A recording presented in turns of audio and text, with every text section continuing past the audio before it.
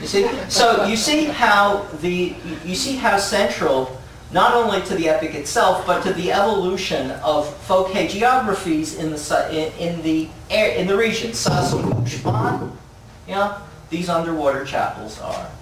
This is just one example of how this might perhaps, the story about ocean in the Golubinaia knige might reflect an Armenian coloring of the story of Clement. Yeah.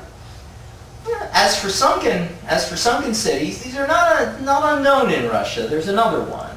It's called Kitish. Actually, it's Veliki Kitish, Great Kitish. Small Kitish is not important because the great one, which was the one of believers and holy people, sank to escape the Tatars in Lake Svitlayar. So this would be an indication that, well, you know, everybody has sunken cities. They all glow in the dark. Their bells ring. Who cares? Except Great Kitish, according to the history in late Slavonic, was constructed in the memory and honor of the Velika Muchenika Velikai Armenii, Grigoria, the martyr, the illuminator of Armenia, St. Gregory. Very interesting. And at this point one could say, well, so what? Yeah, okay, the Book of the Dove is one of the oddest spiritual poems in Russian. It may have Iranian material. The Iranian material may plausibly be considered to have an Armenian transmitter. Who cares? Well, there's a bit more. The Book of the Dove was very popular in Russian cultural life. There are paintings of it, too, you've seen. There are poems about it by Blok, Zabolotsky, Vyacheslav Ivanov.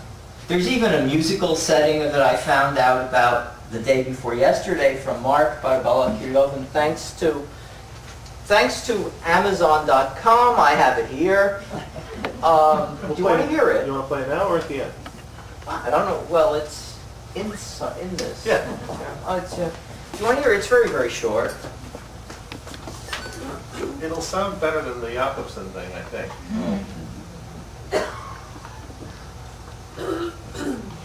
Yeah, it's like 2 tracks. It takes about 2 minutes. All right.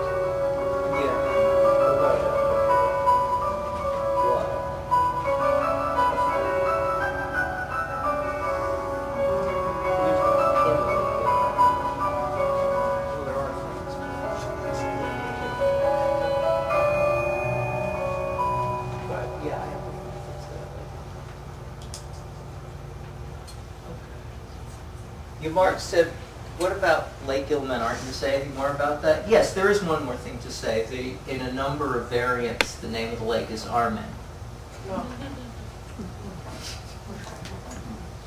I mean, I've convinced those who are convinced, those who aren't. Anyway, the Book of the Dove was very popular, as you've seen. Around the turn of the century, the 20th century, we see it in art, in poetry, even in music. So it really should come as no surprise that a next-door neighbor of Nicholas Rurik's named Vladimir Nabokov, an assiduous student of the great monuments of ancient Russian literature, he was a Slavicist, encodes the most important image of all from the poem, the unicorn beast, the Indrik, into one of his novels. This is the novel Podvig, meaning a heroic exploit. In 1932, one of the later novels of his Russian period before he switched to English, which he translated as Glory. It has as its hero a young Russian emigre named Martin, who is repeatedly compared in the novel to the Celtic hero Tristan. Nabokov was frequently tried to create correspondences between Celtic folklore and Russian. He said he was trying to build a kind of spiritual bridge from St. Petersburg to England, where he was studying. He felt exile very keenly, and he also thought that there was a lot of actual historical mythological correspondence between Celtic folklore and heroes and Russian ones. An example of this is his study of the Slovo Polku Igorevye, the Lay of Igor's Campaign. This is the Russian epic. It's very, very short, less than 1,000 lines.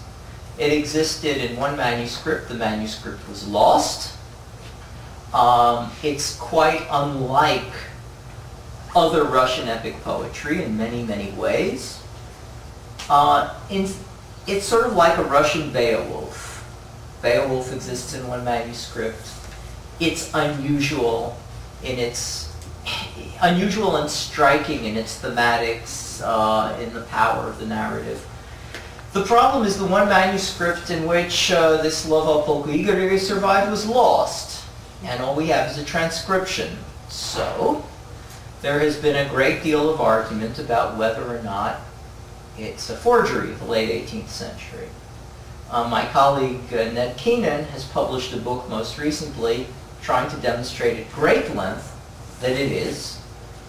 Roman Jakobson just as firmly believed it was not. Vladimir Vladimirovich, in his usual way, sort of tries to straddle both possibilities. In his own English translation, he says it may be a forgery. It's very similar to Ossian, but on the other hand, the similarity could also suggest, he adds, that Ossian was in fact genuine. Yeah? And it is now the common opinion of most Celticists whom I've spoken to about all of this, that the Scottish epic Ossian, which Samuel Johnson denounced as a forgery, in fact wasn't one. That Macpherson certainly elaborated the oral sources from which he collected his stories, but there's plenty of evidence that actually Ossian reflects Celtic epic quite faithfully.